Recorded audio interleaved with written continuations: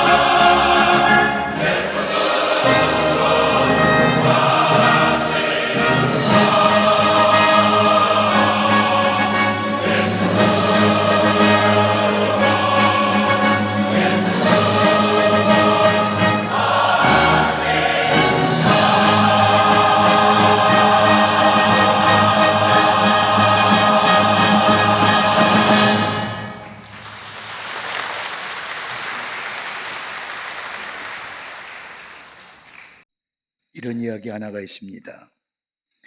퇴근 시간쯤에 일기예보에도 없었던 장대 같은 소나기가 쏟아졌습니다. 퇴근길에 선 사람들 이리저리 비를 피하면서 허둥대둥 뛰어다니고 있었습니다. 그러던 중 5명 정도가 가까스로 비를 피할 수 있는 작은 집 처마 밑에 5명이 옹기종기 비좁게 서서 초조하게 비가 그치기만을 기다리고 있었습니다. 이때에 뚱뚱하게 생긴 아주머니 한 사람이 그 틈바구니를 비집고 들어옵니다. 도무지 들어설 자리가 없는데 막 밀치고 들어오는 바람에 청년 하나가 그만 밀려나게 되었습니다. 어이가 없지만 이 밀려나는 청년을 보고 모두가 외면했는데 함께 서 있던 노인 한 분이 이렇게 말하는 겁니다. 젊은이, 세상이란 다 그런 것이라네. 이 말을 들은 청년은 노인을 물끄러미 바라보다가 빗속으로 비를 맞으며 뛰어갑니다. 그러더니 한참 만에 비닐우산 5개를 사들고 와서 거기 서 있는 사람들에게 하나씩 나누어 주는 겁니다. 그리고 노인을 향하여 이렇게 얘기합니다. 노인장, 세상은 절대로 다 그런 것이 아닙니다. 네 사람은 우산을 들고 좋아라고 다 갔지만 이 노인은 한참을 생각하다니 우산을 땅에 놓고 비를 맞으며 빗속으로 사라졌다는 겁니다. 우리의 인생의 살면서 위기가 찾아오게 되고 절망이라는 삶의 문틈에 끼어 어찌 할 줄 몰랐던 시간들 누구나 한 번쯤은 경험했을 겁니다. 절망만 가득했던 시간들, 사람들이 한쪽에 밀면 밀려갈 수밖에 없었고 다른 한쪽에서 끌면 끌려갈 수밖에 없었던 그 시간들, 이런 일을 당하면 누구나 한 번쯤 떠오르는 단어가 하나 있을 겁니다. 포기입니다. 더구나 그리스도인이라고 한다면 위기로 인하여 절망의 시간을 당할 때에 우리가 흔히 말하고 고백했던 것처럼 하나님의 능력을 믿으십시오. 하나님이 당신을 사랑하십니다. 또는 하나님이 함께 하실 것입니다 라고 우리가 고백하며 전했던 우리의 간증과 고백의 이야기들, 위기 속에 우리는 다시 한번 정말로 하나님이 나를 사랑하시고 위기 속에서 나를 건져주실 것인가 라고 하는 내가 가졌던 믿음과 고백에 대하여 한 번쯤 의심 한번 합니다. 그러나 그럼에도 불구하고 성경의 말씀을 읽거나 우리의 삶을 뒤돌아보면 분명한 한 가지의 사실은 하나님은 한 번도 우리를 포기하신 적이 없으셨다는 사실입니다. 여러분 욥기서의 말씀을 읽어보십시오. 욥기서의 말씀이 42장으로 되어 있습니다. 욥기서의 말씀을 읽으면 40장까지 욥의 고난과 절망과 아픔이 얼마나 우리의 마음을 아프게 하는지 모릅니다. 그래서 우리가 욥기서의 말씀을 읽어보면 42장 속에 40장이 고난에 관한 이야기에 욥하면 고난만 생각합니다. 그런데 그 뒤에 2장의 말씀을 보면 하나님의 놀라운 역사가 그 속에 적혀져 있습니다. 욥기서 42장 10절의 말씀을 보면 하나님이 욥에게 행하신 일들, 욥에게 이전 모든 소유보다 갑절이나 주신지라. 하나님의 놀라운 은혜, 그러기에 욥기서의 말씀만이 아니라 성경에 기록된 말씀을 보면 하나님 우리를 향하여 놀라운 계획들을 가지고 계심을 우리는 발견하게 됩니다. 모든 것을 포기하고 싶을 때라도 우리를 향한 하나님의 계획하심을 기대할 때에 우리는 하나님은 우리를 통하여 당신의 위대한 일들 우리 속에 이루어가게 가심을 보게 됩니다. 이런 의미에서 오늘 본문의 말씀은 우리에게 귀하게 영적인 교훈의 말씀을 해주시고 계십니다. 오늘 우리가 읽은 본문의 말씀은 히스기야 왕 14년에 아수르의 사내립 군대가 무려 20만의 대군을 끌고 와서 예루살렘 성을 포위합니다. 그리고 포위하고 날 뿐만 아니라 히스기야 왕과 이스라엘에게 무조건 항복을 요구합니다. 오늘 본문과 같은 말씀의 내용이 똑같은 내용의 말씀이 병행부로 열왕기하 17장에 기록되어 있는데 그 다음에 나오는 18장의 말씀을 보면 히스기야와 이스라엘의 상태를 잘 얘기하고 있습니다. 하나는 히스기야의 왕의 무기력함을 이 사내립은 비난합니다. 열왕기하 18장 23절의 말씀을 보면 이제 너는 내 주 아수르 왕과 내기하라. 내가 만일 말을 탈 사람을 낼 수 있다고 하면 나는 내게 말 2,000마리를 주리라. 다른 말로 말하면 말 2,000마리를 주더라도 말을 탈 사람이 없다는 겁니다. 다른 말로 말하면 히스기야 왕의 무능력과 더불어 무기력함을 비난합니다. 여러분, 우리의 삶은 아닐까요? 위기와 절망의 순간 앞에 우리의 느끼는 감정은 다분히 무능력과 무기력함일 겁니다. 또 사네립의 히스기야와 이스라엘의 비난의 모습을 보면 다른 나라의 의지함을 비난합니다. 나라가 전쟁이라는 어려움을 청하게 되면 우호적인 관계인 나라의 도움을 청하는 것이 당연한 일입니다. 히스기야가 아수르 군대가 쳐들어오자 옆에 있던 애굽에게 도움을 청합니다. 이것을 보고 사네립이 히스기야를 비난합니다. 열왕기하 18장 21절의 말씀을 보면 이제 내가 너를 위하여 저 상한 갈대 지팡이 애굽을 의뢰하는도다. 사람이 그것을 의지하면 그의 손에 찔려 들어갈지니라. 다른 표현을 하자면 애굽이 너를 도와줄 줄 아는데 오히려 애굽을 인하여 피를 볼 것이다. 여러분, 위기가 절망의 시간이 당하면 우리는 다른 사람의 도움을 요구하지 않습니까? 이것으로 끝나는 것이 아니라 사네립은 하나님을 의리하는 저 예루살렘과 히스기야 왕의 신앙과 믿음을 비난합니다. 히스기야의 무기력과 애굽을 의지하는 이 시기에 대한 비난은 적은데 열왕기하 18장 2의 말씀을 보면 히스기야와 이스라엘 섬기는 하나님에 대한 비난은 거친 마음과 더불어 하나님을 향하여 망령되이 일컫습니다. 열왕기하 18장 30절과 37절의 말씀을 보면 모든 신들이 내 앞에 쓰러졌거늘 너희 하나님인들 별 수 있겠느냐. 그러면서 계속해서 하나님의 이름을 들먹이면서 여호와 하나님을 의지하라. 그러면 무사할 것이다. 여호와 하나님이 보호하실 것이다 라고 말하지만은 다 부질없는 짓이다 라고 비아냥거립니다. 그리고 열왕기하 18장 35절에 와서는 하나님에 대한 비난이 크게 달합니다. 민족의 모든 신들 중에 누가 그의 땅을 내 손에서 건졌기에 여호와가 예루살렘을 내 손에서 건지겠느냐. 하나님을 섬기는 것이 헛된 일이라고 이야기하면서 이스라엘과 히스기야에 대하여 비난과 비방과 조롱합니다. 여러분, 우리의 삶 속에 다가오는 닥치는 경험해본 위기와 절망 가운데 그런 분은 아니 계실 줄 알지만 혹 정말 내가 믿는 하나님이 이 위기에서 구원해 주실까? 정말 그러신다면 왜 이 위기와 절망의 시간이 이렇게 길까? 이 어둠에서 구원해 주실까?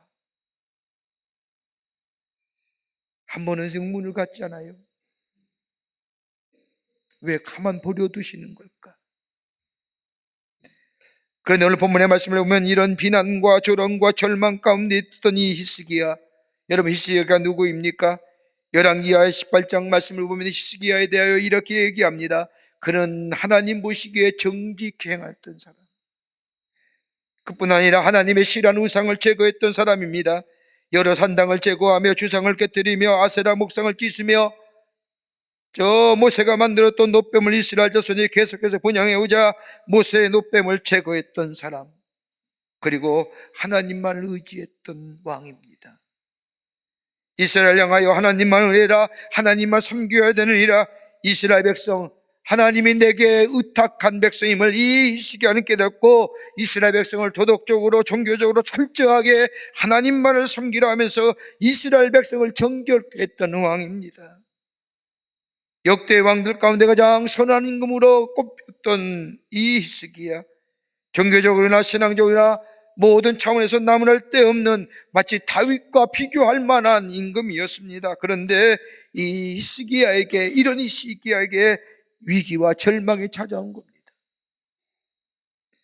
히스기야 전한 절망과 이가 얼마나 큰지 오늘 본문의 말씀에 그가 스스로 고백하기를 환난과 착벌과 능력의 날이라고 스스로 말합니다.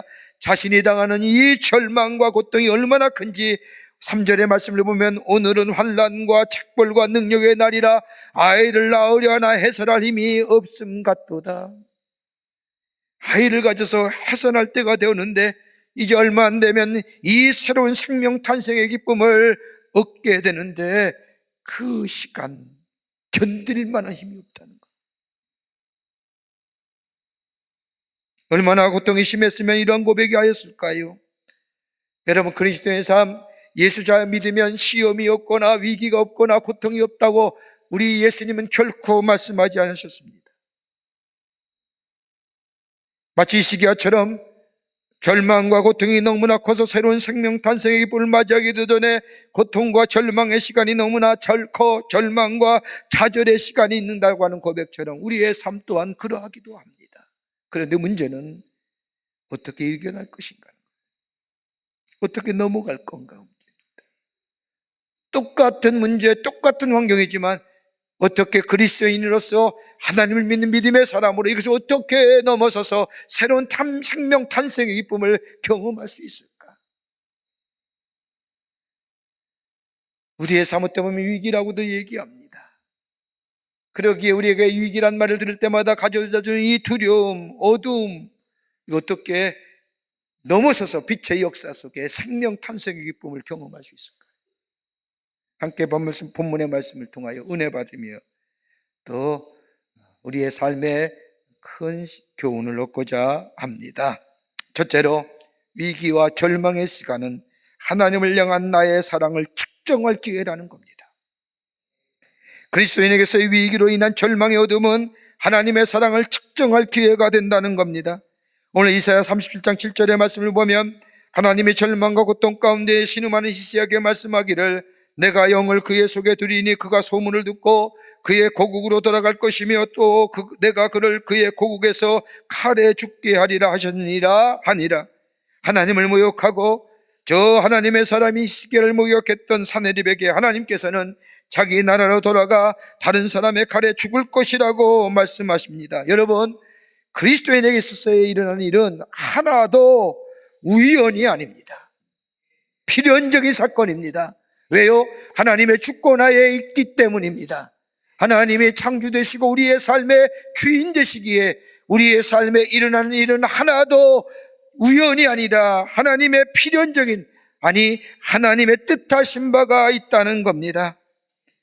하나님이 저에게 인도자가 되어주시며 도움이 되시며 피난처가 되어주신 것을 다시 한번 저들 가운데 확증시켜 주시기 위한 하나님의 주권적인 행위라는 겁니다. 여러분, 아브라함 보십시오. 아브라함이 하나님께서 아브라함에게 백세해 주신 아들 이삭 하나님께서 제물로 드리라고 합니다. 여러분, 아브라함이 어떻게 난 아들입니까? 하나님의 아들을 주시겠다고 약속한 때로부터 25년이 지난 후에 하나님이 주신 아들입니다. 여러분, 그동안 아브라함의 삶을 보십시오. 하나님의 약속을 믿고 한 말씀에 순종하여 나아갔지만 얼마나 위기의 순간, 절망의 순간이 많았습니까? 그럴 때마다 하나님께서 그의 마음을 다시 고쳐먹게 하시고 나가게 하십니다. 어떻게 보면 이 아브라함에게 그동안의 삶은 하나님을 향한 믿음이 있었지만 휘청거리는 삶의 여정이었습니다. 그럼에도 불구하고 하나님은 약속하신 대로 이 아브라함에게 아들을 주십니다. 그리고 그 아들 이삭을 제물로 드리라고 하십니다. 한번 생각해 보십시오. 줄 때는 언제고 왜 바치라는 건지. 이러한 하나님의 말씀에 고민했던 이 아브라함, 자신의 아내에게도 말하지 아니하고 아브라함 혼자 하나님 앞에 그 말씀 붙잡고 깊게 기도하며 고민하다가 순종하여 아들 이삭을 제물로 바칩니다. 그때의 창세기 22장 11절 이하의 말씀을 보면 아브라함아 아브라함아 하시는지라 아브라함이 이르되 내가 여기 있나이다 하며 사자가 이르시되 그 아이에게 손대지 말라 그에게 아무 일도 하지 말라 내가 내 아들 독자까지도 내게 아끼지 아니하였으되 내가 이제 하나님을 경외하는 줄을 내가 아노라. 하나님을 향한 온전한 믿음을 우리 주님이 아브라함을 통하여 보기를 원하셨다. 하나님을 얼마나 사랑하는지. 그러기에 위기와 절망의 순간은 자기 믿음의 측정이요 더 나아가 하나님의 사랑에 대한 측정이라는 겁니다.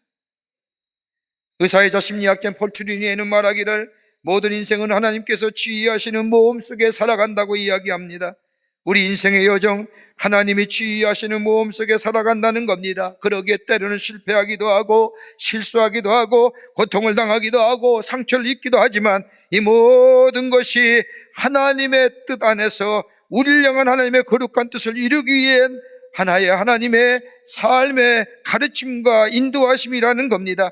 이것을 깨닫게 되고 이것을 일어나게 될 때에 그래서 비로소 성숙한 믿음의 사람이 되는 겁니다. 우리가 당하는 고난을 통한 절망과 상실감, 때로는 이것이 해산할 능력을 잃어버린 것 같지만 그러나 하나님이 이 일을 통하여 우리를 새로운 생명의 세계로 인도하여 주십니다. 그런 물고기 가운데 노란 물고기란 물고기가 있습니다. 영어로 말하면 옐로우 버터플라이라고 하는. 근데 이 물고기에 이상한 점이 하나 있죠. 반드시 쌍으로 한 쌍으로 다닌답니다. 암컷과 수컷이 서로 조화를 이루어 사는데 그중 한 마리가 죽으면 다른 한 마리도 먹지 않고 얼마 지나 따라 죽는다는 겁니다. 물고기에서 사랑이라는 것을 얘기할 수 있을까요? 설명이 안 되지 않습니까? 그래서 학자들이 가만히 추측하건대 이 옐로우 버터플라이라고 하는 이 물고기 암꽃과 수꽃이 함께 다니는 게 뭐예요? 하모니라는 거예요. 하모니를 이룰 때에 그 안에 평화가 있고 안정이 있고 생명의 역사가 있는데 한 사람이 죽고 나니 하모니가 깨진 겁니다. 하모니가 깨지니 평화가 잊어버리고 안녕도 잊어버리고 생존의 의욕까지도 사라졌기 때문에 한 마리가 죽으면 뒤따라 죽는 거예요. 여러분, 위기와 절망의 시간은요, 단연컨대 하나님과 조화를 이룰 수 있는 기회입니다. 하나님과 함께하는 기회입니다. 함께하고 조화를 이룰 때 거기에 평화가 있고 안녕이 있고 더 나아가 새로운 생명 탄생이 일어나게 됩니다. 그러기에 위기와 절망의 시간은 나의 믿음이 축적되는 시기가 아니에요. 더 나아가 나 하나님을 향한 나의 사랑이 축적되는 시간. 우리 하나님은 그것을 보기 원하시는 거예요. 두 번째는 하나님 편에 서 있는 자에게 하나님은 능력을 나타내 보이신다는 겁니다. 오늘 37장 3절의 말씀을 보십시오. 그들이 이사야에게 이르되 히스기야의 말씀에 오늘은 환난과 책벌과 능력의 날이라 아이를 낳으려 하나 해설할 힘이 없음 같도다라고 말합니다. 생명 출산의 힘이 없다는 겁니다. 이제 얼마가 지나면 새로운 신생명 탄생의 기쁨이 있는데 그 생명 탄생에 시킬 힘이 없다. 그래서 두려워하며 울부짖는 겁니다. 여러분, 히스기야 가만히 보십시오. 히스기야와 이스라엘 상을 가만히 보면 그는 하나님을 압니다. 하나님의 능력을 믿지 못하는 것도 하나님입니다. 하나님 우리와 함께 계심을 믿습니다. 우리의 피난처가 되어주실 것을 믿습니다. 이러한 믿음이 있음에도 불구하고 보이는 아수르의 군대 너무나 두렵고 무서워 견딜 수 없다는 겁니다. 하나님을 믿는 믿음이 사라진 것이 아닙니다. 문제는 내 앞에 보이는 것보다 보이지 않는 하나님 편에 내 삶의 자리가 서 있느냐의 문제입니다. 예수 끌어안고 있느냐는 거예요. 미국의 의사로서 국경 없는 의사의 일원으로 르완다 내전에 참여하여 르완다에서 선교사 겸 의사로 일한 에노보노 박사의 간증 이야기가 있습니다. 르완다 내전으로 인하여 선교사 일하는 의료원에 무려 10만 명이 넘는 부상자가 실려왔습니다. 정신없이 뛰어다니며 환자를 치료하는데 7, 8살 보이는 한 소녀가 담요를 끌어안고 열심히 노래 부르는 겁니다. 지나가던 사람이 발걸음을 멈추고 그 소녀를 지켜봅니다.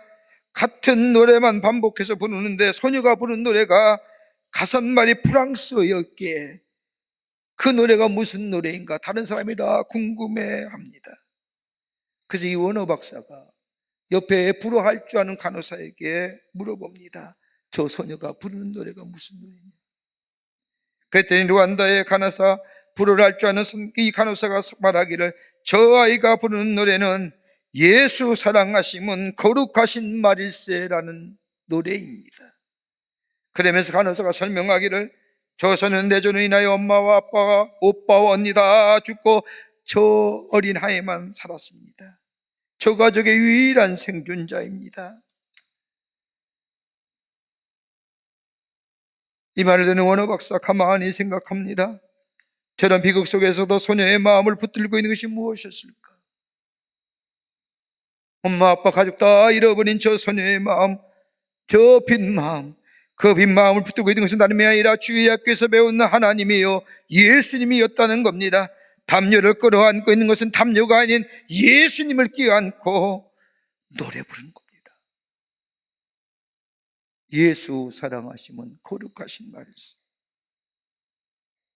위기와 절망과 슬픔 가운데 이 소녀에게 위로가 되고 슬픔과 위기를 넘길 수 있는 것은 다름이 아니라 예수님을 꼭 끼안음이 이 소녀에게는 슬픔을 이길 능력이 되었다는 겁니다.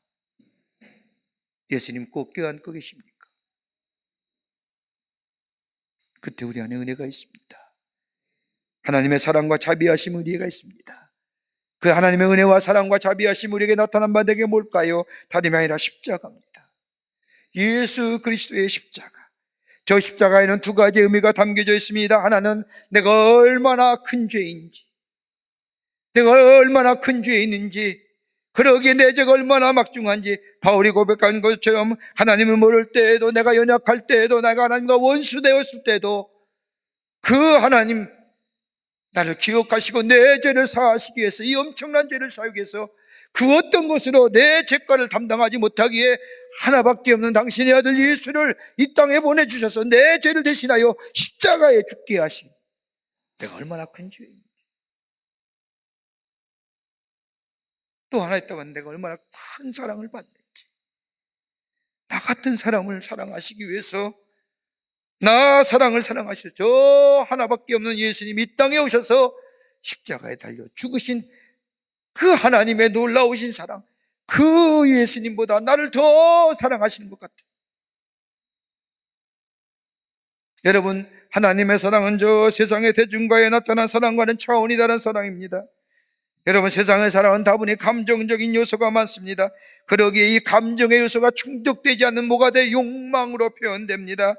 그러기에 충족되지 않는 욕망으로 표현된 사랑, 거기는 하찮은 것이요 사소한 것으로 변질되고 타락됩니다마는 우리 하나님의 사랑은 절대적이요 자기희생적인 사랑. 그러기에 그 사랑 안에 거하는 자, 그러게 바울은 저 로마서 8장 25절 말씀에 우리에게 말씀하기를 무엇이 나를 그리스도의 사랑에서 끊으리요 환난이나 핍박, 곤고나 핍박이나 그 어떤 피조물이라도 그리스도 예수 안에 있는 하나님의 사랑 안에서 우리를 끊을 수 없느니라 라고 하신 거죠. 내가 지금 어느 자리에 서 있습니까? 이 위기와 절망의 자리에 어느 자리에 서 계십니까? 하나님 편에 계십니까? 예, 하나님 편에 계셔야 됩니다. 누구 껴안고 계십니까?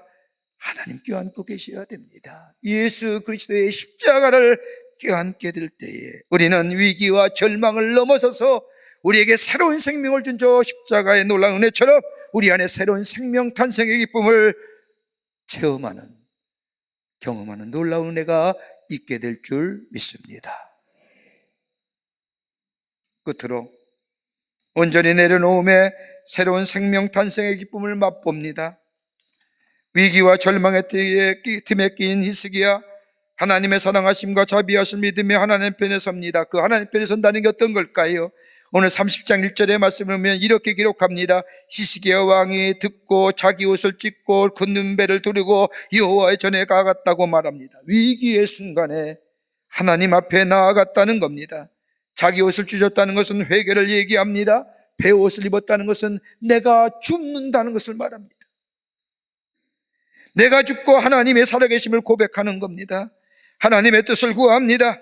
위기와 절망의 틈 가운데 히스기야는 다른 것 하지 않았습니다. 하나님 앞에 자신의 것을 온전히 내렸고 하나님의 뜻을 구했다는 겁니다. 여기에 하나님의 역사가 일어납니다. 여러분, 예수님의 생애 가운데 가장 큰 위기의 순간이 어딜까요?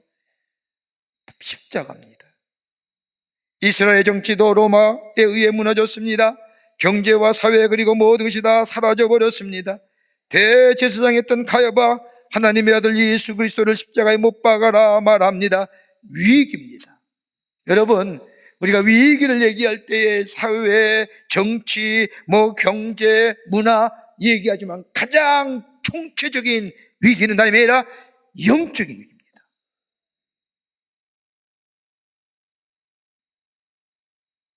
그런데 이 위기 속에 예수님은 제자들을 데리고 기도하러 가십니다. 다른 것으로 위기를 극복한 것이 아니라 하나님께 기도하심으로 하나님의 뜻을 구합니다. 예수님의 거룩한 습관 가운데 다름이 아니라 기도하는 습관이었는데, 예수님은 무시로 한적한 곳에서 금식하며 밤을 새워가며 광야에서 금식하며 광야에서 기도하십니다. 왜요? 마지막 결론은 뭐예요? 하나님의 뜻을 구하는 기도였습니다. 기도하는 것은 내 것을 내려놓는다는 겁니다. 여러분, 오늘 본문에 나오는 옷을 찢고 베옷을 입은 이 히스기야의 기도는 어떤 기도입니까? 다름이 아니라 하나님의 뜻에 복종하는 기도였습니다. 내가 죽고 하나님의 뜻이 살아계심을 믿는 기도입니다. 여러분, 예수님의 겟세마네 기도 가만히 들어보세요. 십자가의 엄청난 사건을 앞두고 우리 예수님이 고백한 기도의 내용은 뭡니까? 아버지여, 만일 할만하시거든 이 잔을 내게서 지나가게 하옵소서. 그러나 나의 원대로 하지 마옵시고 아버지의 원대로 하옵소서. 여러분, 예수님의 솔직한 고백이에요. 십자가의 고통이 얼마나 힘들고 비난과 저런 견딜 수 없는 모욕감, 할 수만 있다면 이거 다 지나가기를 원하는데 끝에는 뭐예요? 내 뜻대로 하지 마옵시고, 내 뜻은 그겁니다마는 내 뜻대로 하지 마옵시고 하나님의 뜻대로 없어서라고 하나님의 뜻에 전적으로 순종합니다. 기도는 하나님의 뜻에 전적인 순종을 말합니다. 내 뜻이 아무런 가감없이 하나님 앞에 전달되어 그대로 이루어지는 것이 아니라 내 뜻이 비록 그러한다 할지라도 하나님의 뜻이 내게 그대로 이루어지는 것. 그리고 기도한다는 것은 순종한다는 겁니다. 두 번째, 기도한다는 것은 하나님이 우리의 간구에 응답하신다는 것을 믿는다는 겁니다. 히스기야 성전에 들어가 기도한 것은 응답하실 것임을 믿었기 때문입니다. 기도 못한다는 말은 기도의 능력을 믿지 못한다는 말과 같습니다. 더 나아가 기도할 시간이 없다는 것은 내 문제는 내가 해결한다고 하는 교만함이 그 가운데 자리 잡고 있기 때문입니다. 우리의 기도에 응답하신다는 것을 믿는 믿음의 사람은 시간을 내서라도 기도합니다. 그러기 이브리서 11장 6절의 말씀을 보면 믿음이 없이는 하나님을 기쁘시게 하지 못한다고 말합니다. 마가복음 11장 24절의 말씀에도 내가 너에게 말하니 무엇이든지 기도하고 구하는 것은 받은 줄로 믿으라. 그리하면 너에게 그대로 되리라 하십니다. 또 하나, 기도한다는 것은 인내를 얘기합니다. 끈질긴 기도는 하나님의 개입하심을 간절히 원하는 표현이 끈질긴 기도입니다. 하나님에 대하여 관심이 없는 사람, 하나님에 대한 냉랭한 자는요 절대로 끈질긴 기도 못합니다. 하나님의 살아계심과 응답하심을 믿는 믿음의 사람만이 끈질기게 기도합니다. 그리고 또 기도는 내 것을 내려놓는 기도입니다. 히스기야의 기도의 모습을 보십시오. 베옷을 입었다는 것은 나는 죽었다는 의미다. 내가 죽었다는 겁니다. 다윗도 그랬지요. 밧세바와의 잘못된 관계 속에서 난 아들 하나님이 거두어 가신다고 할 때 다윗은 뭐예요? 내가 죽었습니다라고 하는 의미로 베옷을 입고 성전에 올라가 기도합니다. 기도한다는 것은 내 것을 내려놓는다는 겁니다. 나는 죽었습니다. 그리고 기도한다는 것은 하나님의 뜻에 전적으로 순종하겠다는 겁니다. 하나님의 길은 우리와의 길과 다릅니다. 하나님의 생각은 우리와 생각과 다릅니다. 기도한다는 것은 내 생각이나 내 의지를 내려놓고 하나님의 뜻에 전적으로 순종하겠다고 하는 것이 기도입니다. 기도했다는 거예요. 온전히 내려놓는 거예요. 고아의 아버지 뮬러라고 불리는 조지 뮬러, 한평생 고아를 돌보는 일에 수고하신 분입니다. 그러기에 많은 사람들에게 존경과 귀함을 받습니다. 그러다 어느 날 한 청년이 찾아와 이 뮬러 목사님에게 얘기합니다. 어떻게 그렇게 귀한 일을 할 수 있습니까? 라고 묻자 이 뮬러 목사는 이 청년의 질문에 철저하게 낮아지는 날, 그날부터 하나님의 일이 시작됩니다. 내 생각, 내 취미, 내 의지, 내가 좋아하는 것을 완전히 묻어버리고 인정을 받든 아니 받든 간에 아무런 감각이 없을 때, 완전히 내가 죽은 그때에 하나님의 역사는 시작됩니다. 라고 하는 거예요. 우리의 삶, 위기와 절망의 팀새 속에 얼마나 힘든지 모릅니다. 그러나 위기와 절망의 시간에 좌절하고 절망하고 시리의 자리에 빠져 있는 것이 아니라 하나님의 사랑을 확증시키고 하나님을 향한 내 사랑이 얼마인가 측정하는 시간이요, 믿음의 자리에 서는 시간이요, 기도하게 될 때에 우리 안에 어때요? 생명 탄생의 능력이 우리 안에 있어 하나님의 새로운 역사를 경험하는 하나님의 백성의 삶이 될 줄 믿습니다. 이런 믿음으로 승리하시는 여러분과 저와 되시기를 주의 이름으로 축원합니다. 하나님 감사합니다. 저희들 주께서 사랑해 주셔서 하나님의 자녀와 백성 삼으심에 감사합니다. 우리의 위기와 절망의 틈새 속에 힘들어하고 고독해하며 외로워하며 좌절하는 우리의 삶, 그럴 때에 주저앉는 것이 아니라 눈을 들어 나를 향한 하나님의 사랑을 발견할 뿐만 아니라 내가 얼마나 하나님을 사랑하는지 측정할 수 있는 기회 되게 하시고, 내 믿음이 어떠한 믿음에 됐느냐, 하나님 편에 서 있느냐, 예수님 껴안고 있느냐, 그리고 기도하느냐, 그래서 우리 안에 새로운 생명 탄생의 역사를 경험하는 저희들로 삼아 주시옵소서. 예수님의 이름으로 기도하옵나이다. 아멘.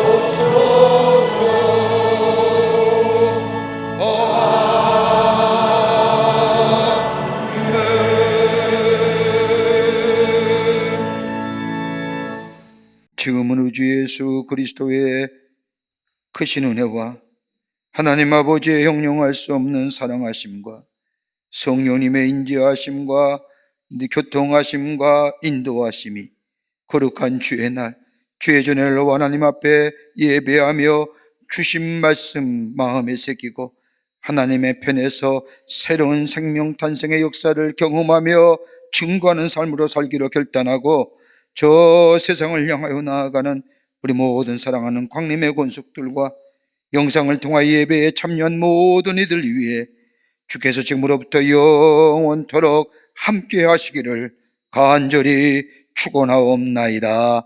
아멘.